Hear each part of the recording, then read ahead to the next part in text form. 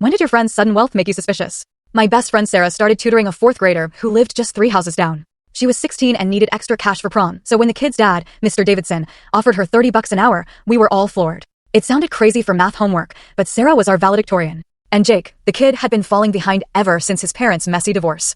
At first, it seemed normal.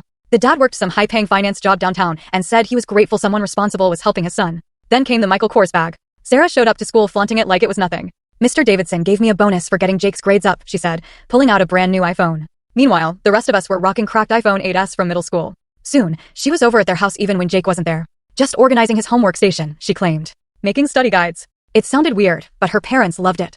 Mr. Davidson texted them constantly, praising how incredible Sarah was with Jake.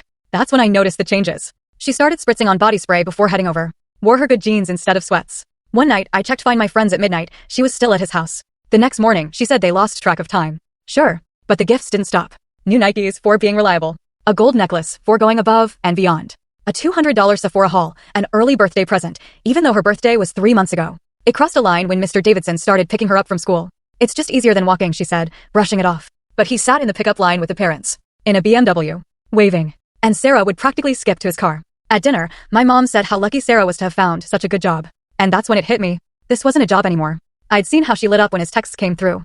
How she looked at him. That weekend, I convinced her to sleep over at my house. We were painting our nails, scrolling TikTok. I casually searched videos about inappropriate relationships with older men. At first, Sarah laughed. Called the girls dumb for not seeing red flags. Then one girl said, he made me feel mature. Special. Different from other girls. Sarah went silent. Her hands started shaking. The nail polish bottle tipped and spilled all over my comforter. She ran to my bathroom and I heard her throwing up. When she came out, she was sobbing so hard she could barely speak. I'm pregnant, she whispered into my shoulder.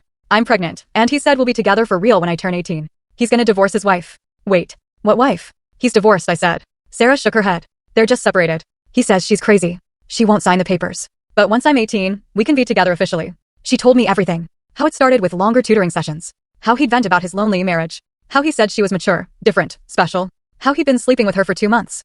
How he showered her in gifts to prove how much she meant to him. We told my mom that night. Then Sarah's parents. Then the police. It turns out, Mr. Davidson had done this before. At his last job. In Arizona. His wife wasn't crazy. She was trying to protect other girls. She refused to sign divorce papers so he couldn't legally move and repeat this nightmare. He was arrested.